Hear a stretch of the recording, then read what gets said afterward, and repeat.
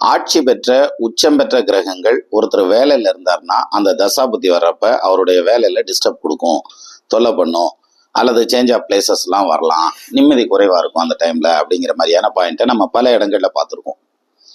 ஆனால் ஒரு ஆட்சி பெற்ற கிரகம் லக்னத்தில் இருந்தால் அது யோகமாக வேலை செஞ்சால் எப்படி வேலை செய்யும்?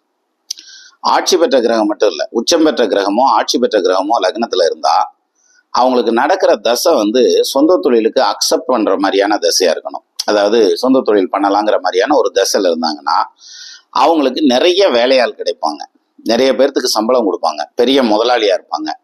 இல்லை அவருக்கு வேலைக்கு போகிற பிராப்தம் தான் இருக்குது, சொந்த தொழில் இல்லைன்னு வச்சுக்கிருவோமே, வேலைக்கு போகிற இடத்துல நிறைய பேர்த்துக்கு அவர் ஒரு ரிப்போர்ட்டிங் ஆஃபீஸராக இருப்பார் அப்படின்ற மாதிரியான அமைப்பு. அப்போது உச்ச கிரகம் இருக்கிறதுங்கிறது யோகமாக வேலை செஞ்சால் பெரிய முதலாளி, நிறைய பேர்த்துக்கு வேலை கொடுக்குறவங்க அப்படி